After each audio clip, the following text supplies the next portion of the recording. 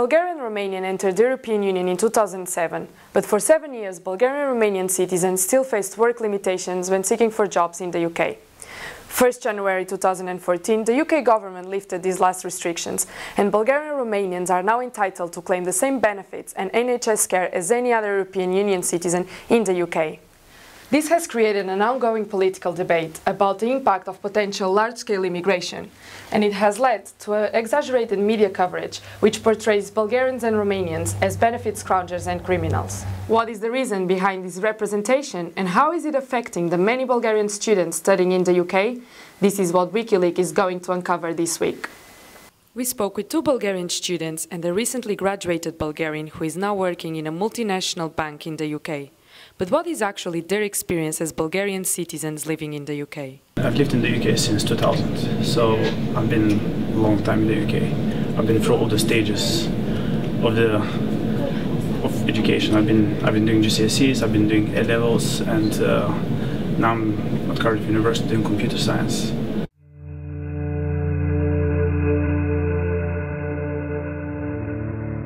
In December, I had a friend of mine who called me and he said, "Hey, there's a job on the table. Do you want to come and do it for 1 month?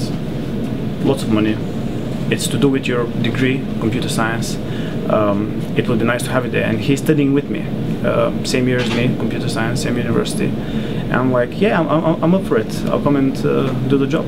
He calls me the next day and he says, "Boris, unfortunately, you won't be working here." I said, "Why not?" He said, "Because you're Bulgarian." And I said, "Okay, I get the joke. Tell me why not. Maybe they don't need anyone." He said, "No, they actually need someone." But as soon as I said to them, "You're from Bulgaria," my manager said, "No, we have a blacklist for Bulgarians and Romanians." It took me a year or a bit more to find the job that I'm currently working at.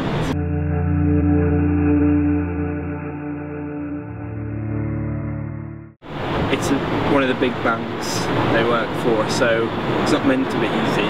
I don't think it's got anything to do with where I come from, but again, that's 2 years ago now. My name is Julia Kuszerewska and I'm a second-year journalism student here at the University of the West of England in Bristol. I work on quite a few projects that are connected with NGOs that try to improve the situation in Bulgaria at the moment.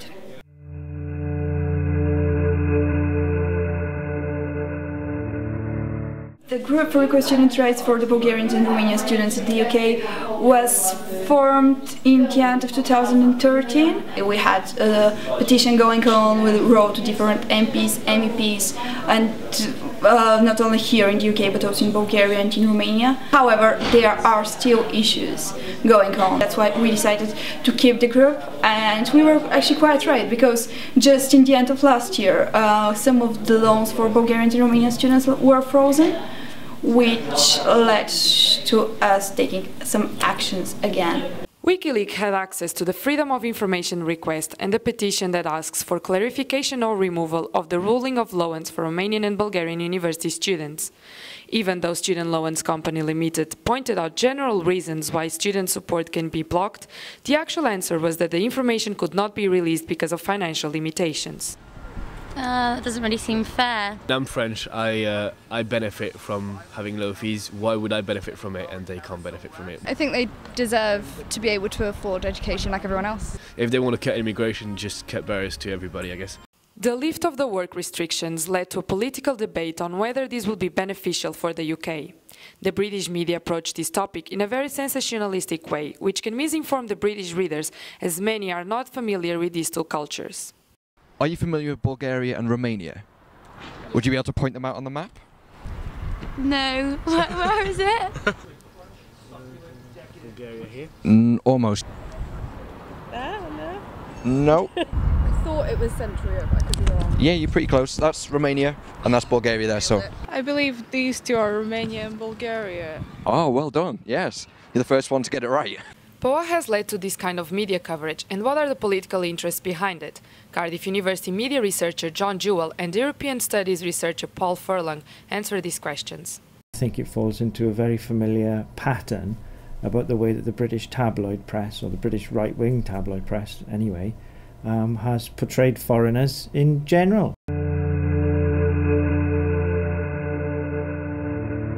In in times of economic difficulties, which is what's been undergoing in the UK as well as the rest of Europe at the moment, it's convenient to blame a traditional enemy.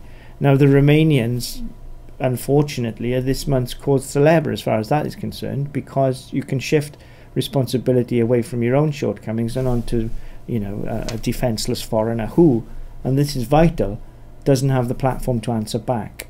And let's think about the benefits culture, right?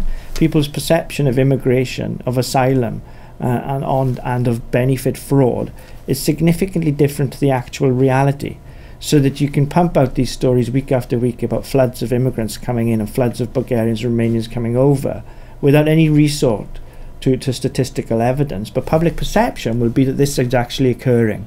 The issue of Bulgarians and Romanians is the latest in a succession of such, I suppose we can call them moral panics.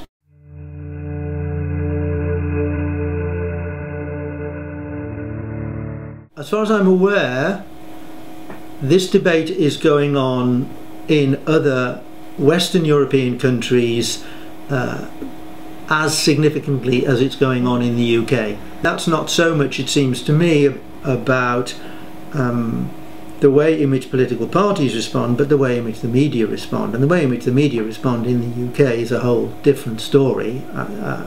The media in the UK are much more aggressive and much less constrained in the way in which they report any story they feel like. No one came in January 2014. I mean, I know a lot of friends of mine who are from Bulgaria, and they're saying, oh, are there any jobs in UK? Can we come and work there? And I know from experience from people in Bulgaria, they're asking me, can we find a job there? They're not asking me, can we claim benefits in UK? This issue is very much linked to the debate about the United Kingdom's membership in the European Union and to the upcoming European Union elections. The United Kingdom of Britain is an island race. This is really, really important in terms of the way we see ourselves as opposition to Europe. We're apart from Europe, we have a different language, we have more in common with the United States than we do with Europe culturally. And there has been a significant effort on behalf of the tabloid press over the last 20 years to portray those in the European Union as hell-bent on destroying the values and traditions of Britain. And it takes every opportunity to remind us that this is the primary function of the EU. It isn't, of course it's not. So that the relaxation of these laws and the influx of Romanians and Bulgarians, which never happened, is part of that agenda. It's an anti-European agenda. But I think it will have an effect on European elections, and I wouldn't be surprised to see UKIP's level of discourse really starting to ramp up a bit in the last month or so before the elections. They will start talking about it a lot more. We can expect a lot more of the UKIP standard line, which is floods of immigrants coming in. This kind of discourse not only affects Bulgarian students living in the UK, as it also compromises the worldwide known multiculturalism in British higher education. The government wants UK universities to recruit students from elsewhere in the EU. It's happy for them to do that, and that's the policy of the Department for Business, Innovation, Skills and Universities. In the Home Office, they're making life very difficult for students to get in. This sort of coverage, I use this phrase a lot, does not exist in a vacuum. You know, young students back in Bulgaria and Romania will read about these stories. They will hear about the fabrication that's gone on in inventing these stories, and maybe they'll be put off. I sincerely hope that they aren't, because, you know, you can enrich your life coming to a university, and hopefully they choose to come to Cardiff. So I can't say there. What I can say is, though, that every student, almost without exception, who comes from abroad enriches the educational environment into which they come. This was all for this episode of WikiLeek. If you have a good story, share it with us on Twitter, #WikiLeek, and it can be the topic of next WikiLeaks investigation.